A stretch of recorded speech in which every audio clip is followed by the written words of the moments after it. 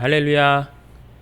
하나님의 은혜가 우리 모든 성도님들에게 함께 하시기를 주님의 이름으로 간절히 축복합니다. 오늘 성경 본문 말씀은 굉장히 유명한 본문이면서 매우 당혹스러운 본문의 말씀입니다. 무서운 이야기고 혼란스러운데요. 솔직하게 우리 마음속에 드는 생각은 하나님 좀 너무하신 건 아니십니까? 헌금 좀 떼어 먹었다고 부부를 그 자리에서 죽이시기까지 하다니요. 너무하지 않으시나요? 이게 솔직한 우리의 마음이고 심정 아니겠습니까? 오늘 우리가 어떻게 본문을 이해해야 할까요? 이 말씀을 잘 살펴보기 원하는데요. 저는 이 말씀을 볼 때 출발점이 바로 여기가 되어야 한다고 생각합니다. 자, 과연 이들은 어떻게 반응했을까요? 자, 5절 말씀을 한번 보시기 바랍니다. 아나니아가 이 말을 듣고 엎드려져 혼이 떠나니 이 일을 듣는 사람이 다 크게 두려워하더라. 자, 또 삽비라가 죽은 다음에는 어땠을까요?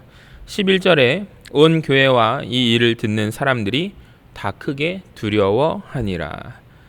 여러분, 우리가 보이는 반응은 이해할 수가 없습니다. 하나님 너무하신 거 아니십니까?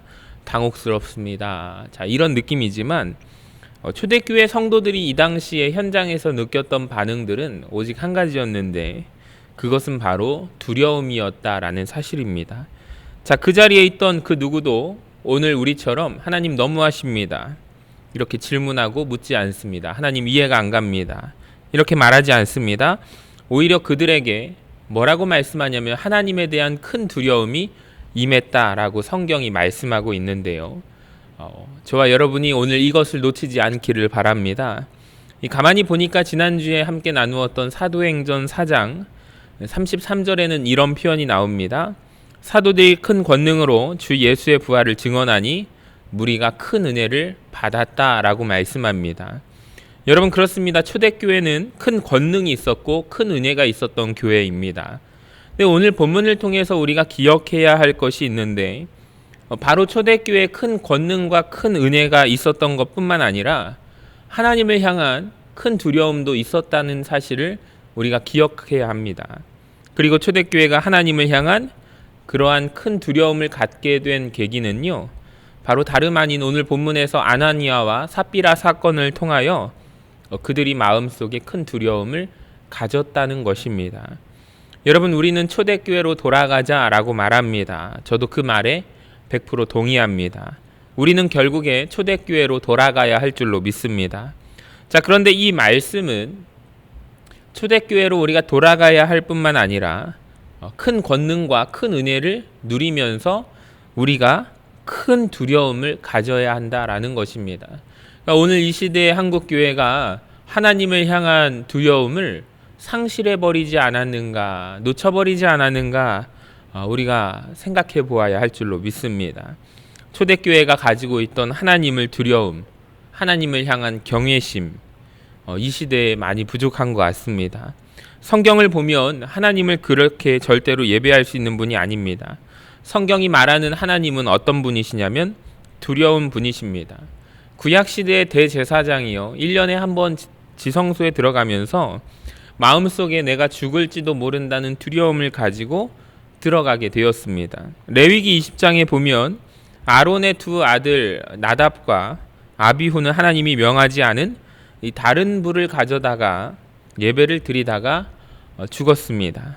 그 전후 성경 앞뒤 문맥을 살펴보면 사실 술을 먹고 들어가서 예배를 집례하다가 그들이 죽게 된 것입니다. 또 이사야는 환상 중에 하나님을 뵙게 되죠. 이런 고백을 해요. 화로다 나여 망하게 되었도다.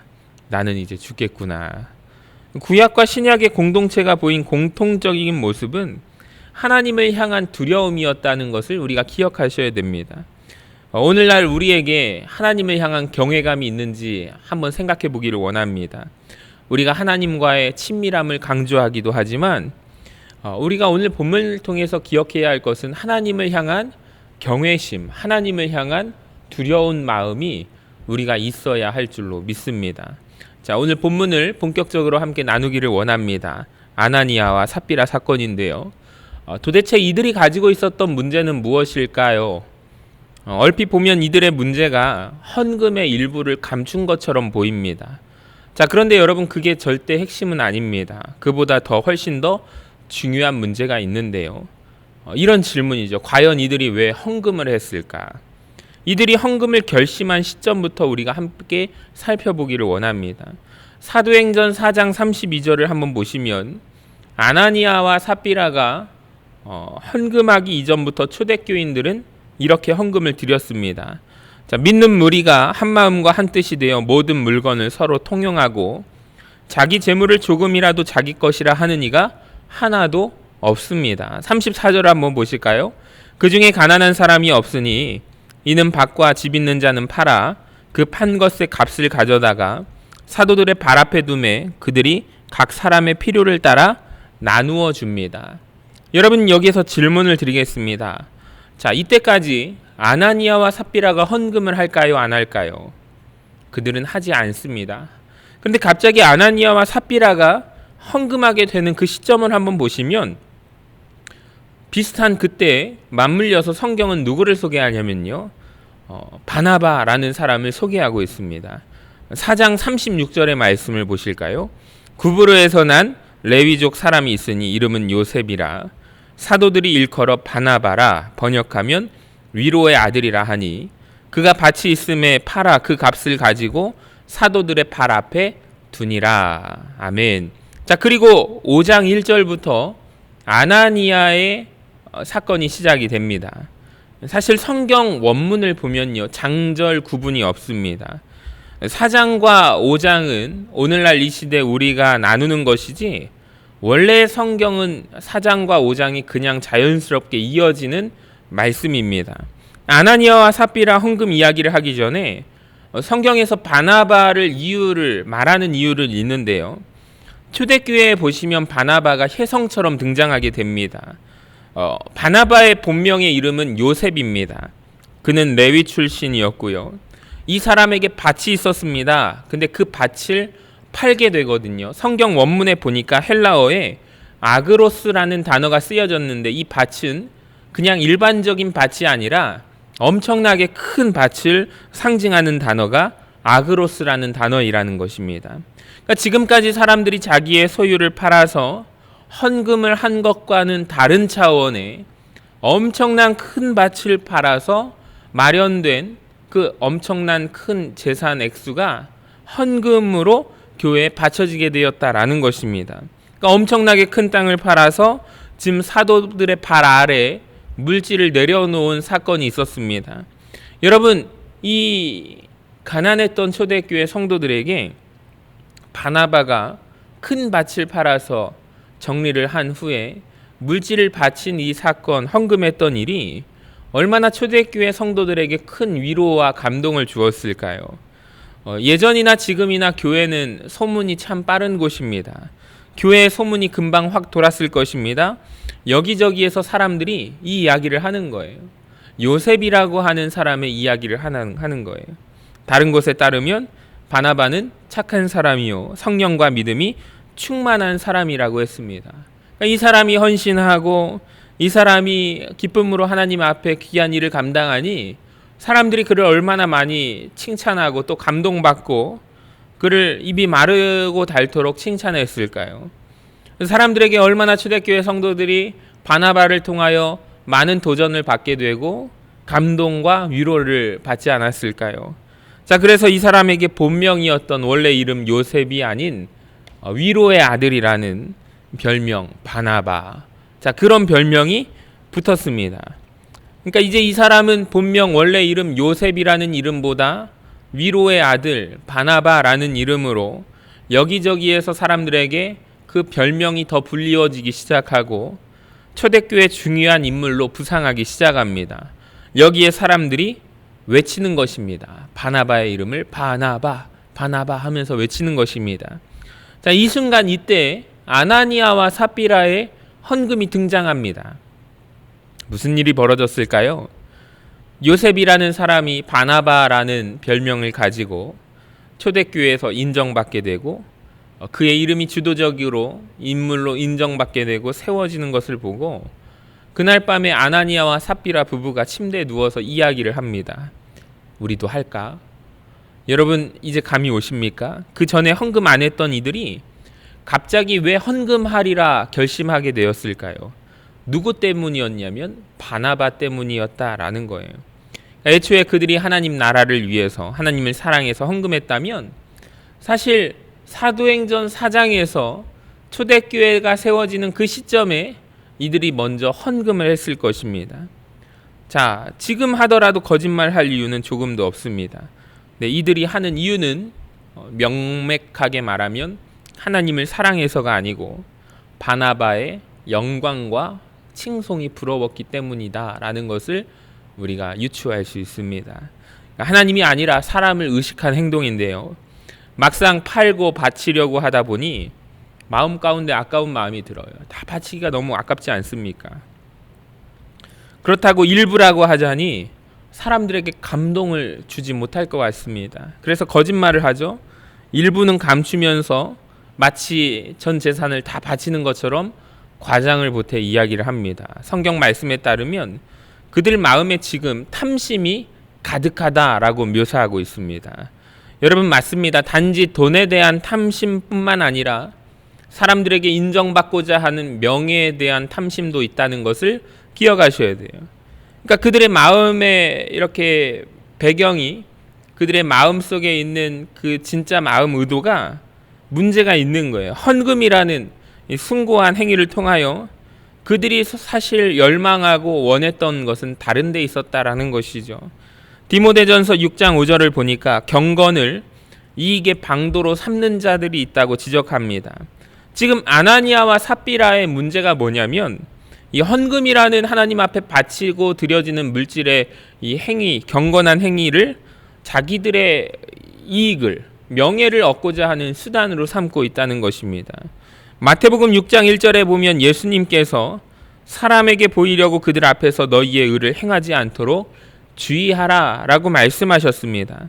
자, 이 말씀 역시 아나니아와 삽비라에게도 그대로 적용되는 말씀입니다. 지금 이들은 사람에게 보이고자 헌금하고 있기 때문입니다. 여러분 오늘 말씀을 통해서 이제는 저와 여러분을 바라보기를 원합니다. 오늘 우리를 점검하십시다. 하나님은 오늘 본문 말씀을 통해서 우리에게 이것을 묻고 계신다라는 거예요. 너의 마음의 헌신의 동기는 무엇이냐? 너의 동기는 아나니아와 삽비라가 얼마나 다르냐? 교회에서 열심히 섬기는 거 좋지만 왜 진짜 섬기려고 하느냐? 아나니아와 삽비라가 비교해 볼 때 너희는 얼마나 다르냐? 여러분 이 질문 앞에 우리가 서보기를 원합니다. 자, 아나니아와 삽비라가 헌금했던 그 마음의 동기에도 문제가 있지만 근본적인 문제가 하나 있어요. 자, 바로 베드로의 말을 통해서 우리가 깨달을 수가 있는데요. 사도행전 5장 3절의 말씀을 한번 보시면 베드로가 이르되 아나니아야 어찌하여 사탄이 내 마음에 가득하여 내가 성령을 속이고 땅값 얼마를 감추었느냐. 지금 이 말씀을 수식어를 빼고 읽으면 이렇습니다. 아나니아야 어찌하여 네가 성령을 속이느냐. 4절 말씀의 후반부는 사람에게 거짓말한 것이 아니요 하나님께 네가 거짓말을 하고 있도다 라고 말씀합니다. 여러분 아나니아와 삽비라 사건에서 굉장히 중요한 본질적인 말씀이 무엇인지 아십니까? 그들이 왜 저주받았는지 아십니까? 그게 무엇입니까? 헌금의 동기도 잘못되었지만 본질적인 결정적인 문제는 그들이 지금 누구를 속이려고 하냐면 하나님 아버지를 속이려고 하고 있다라는 것입니다. 조금 더 정확하게 말하면 자신들은 지금 하나님을 속일 수 있다라고 생각했다는 것에 문제가 있다라는 거예요. 그들은 먼저 자기를 속이죠. 자기의 양심을 속입니다. 하나도 어려운 일이 아닙니다. 교회 사람들을 속입니다. 어려운 일이 아닌 줄 알았어요. 그런데 문제는 하나님을 속이는 행위와 연결되어 있다는 것이죠. 여러분 깨달아지십니까? 그럼 이들의 문제는 하나님관에 대해서 문제가 있다라는 거예요. 하나님은 내가 속일 수 있는 존재시다. 오늘 사건을 통해서 하나님 분명하게 말씀해 주시기를 하나님을 속일 수 없습니다. 하나님은 우리의 마음속 깊은 곳까지 우리의 작은 생각까지도 알고 계시는 분이십니다. 여러분 하나님은 어떤 분이십니까? 나의 마음을 아시고 내 마음 깊숙한 곳까지 모든 걸 아시는 분이심을 우리가 깨닫기를 원합니다. 자, 오늘 본문에서 놓치지 말아야 할 또 하나의 사실이 있는데요. 이 사건은 아나니아와 삽비라 부부의 개인적인 일탈 사건이 아닙니다. 만약에 그렇게만 알고 있다면 오늘 본문의 진짜 중요한 의도를 우리가 놓치고 있다라는 것입니다. 베드로가 3절에서 한 말을 다시 한번 보시기 바랍니다. 베드로가 이르되 아나니아야 어찌하여 사탄이 내 마음에 가득하여. 지금 사탄이 내 마음에 가득하여. 이게 중요합니다, 여러분. 이 사건의 배후에 누가 있냐면요, 사탄이 있다라는 거예요. 사탄의 계기와 아나니아와 삽비라의 탐심이 만나서 이루어진 사건이 이것입니다. 이 겉으로는 아나니아와 삽비라의 개인적인 일탈 행위 같은데요, 근본적으로 사탄의 배후에 있는 영적인 공격입니다. 여러분, 사탄이 무슨 계획을 갖고 있었을까를 우리가 한번 생각해 보시기 바랍니다.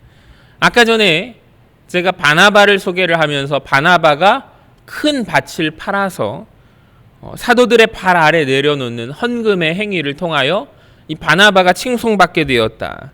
교회, 초대교회의 지도자로 세워지게 되었음을 우리가 함께 말씀을 보았습니다. 여러분, 그렇다면 사탄의 노림수는 무엇일까요? 성령과 믿음이 충만한 사람이 세워지는 것이 아니라 그 마음의 중심에 탐심이 가득한 사람, 마치 아나니아와 삽비라 같은 사람도 교회의 지도자로 세우려고 하는 사탄의 계략이 있습니다. 여러분, 이것이 사탄의 노림수임을 우리가 알아야 합니다. 영적인 DNA가 전혀 다른 존재를 그 교회의 지도자로 세우려고 하는 것, 이것이 사탄의 전략입니다. 여러분, 이러한 사탄의 전략을 우리가 이해할 때, 우리는 그제서야 하나님께서 이 사건을 왜 그토록 심하게 다루셨는지를 우리는 깨닫게 됩니다. 이건 교회의 생명력이 걸린 문제이기 때문입니다.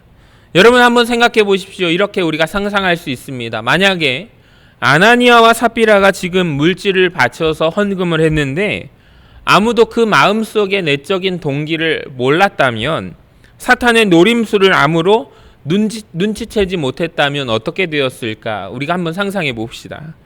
만약에 베드로가 성령 충만하지 않았다면 어떻게 되었을까? 베드로 목사님은 아마도 반갑게 맞이했을 거예요. 아이고, 어떻게 이렇게 귀한 헌금을 하나님 앞에 드리시냐고. 정말로 이 일이 쉬운 일이 아닌데 참 귀한 일 하셨다고 여러분, 교회에 알려지게 되었을 것입니다. 아나니아와 삽비라 역시 바나바처럼 칭송받고 세워지게 되었을 것입니다. 근데 영적인 DNA가 바나바와 아나니아와 삽비라 부부는 전혀 다르거든요. 성령이 아니라 지금 악령이 가득하고 충만한 존재인데, 이들이 만약에 교회 지도자로 들어오게 되면 교회는 어떻게 되었을까요? 생각만 해도 참 끔찍합니다.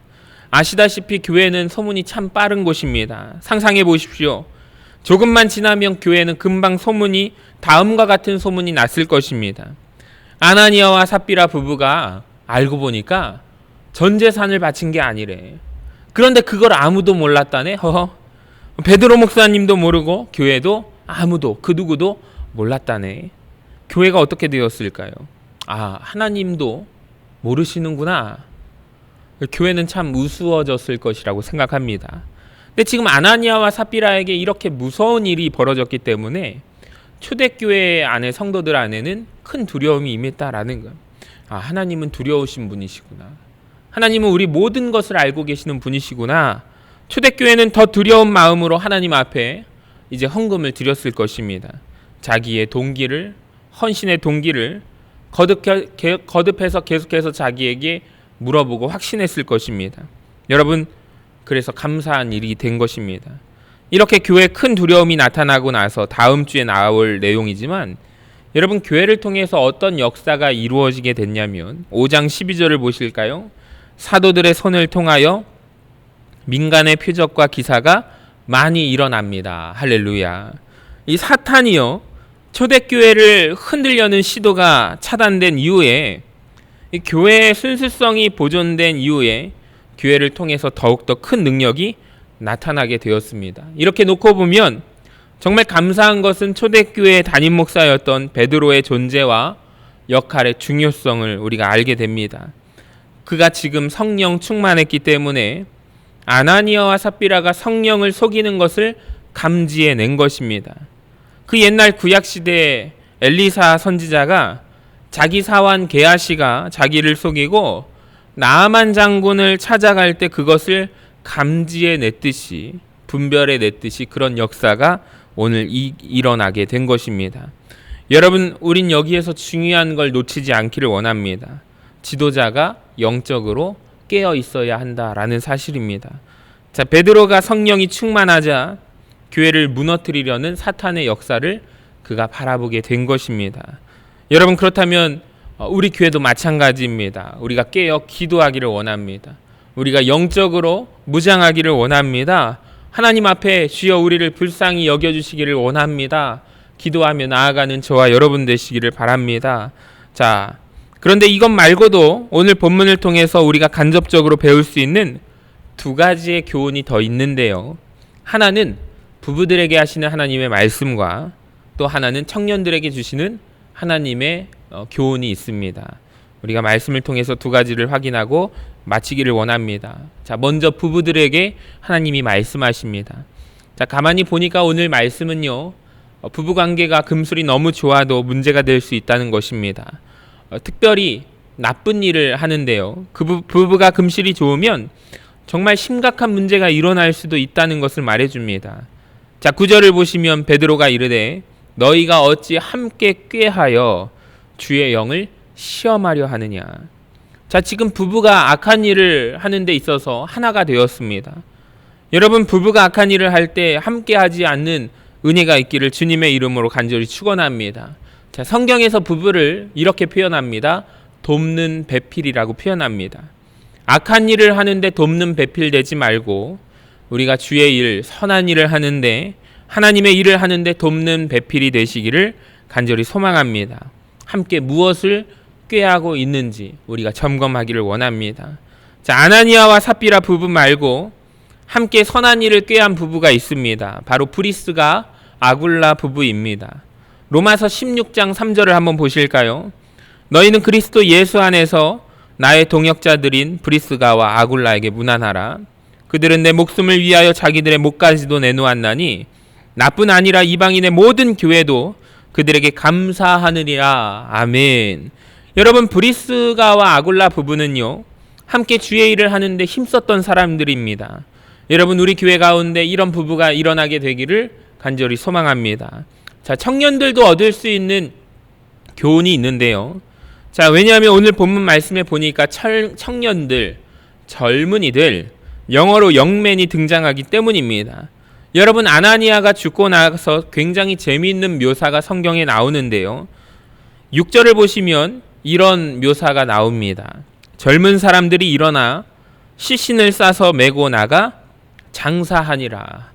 여러분, 그리고 한 3시간쯤 장사를 하고 돌아왔는데 이번에 보니까 또 삽비라가 죽어 있습니다. 10절에 보니까 젊은 사람들이 들어와 죽은 것을 보고 메어다가 그의 남편 곁에 장사하니.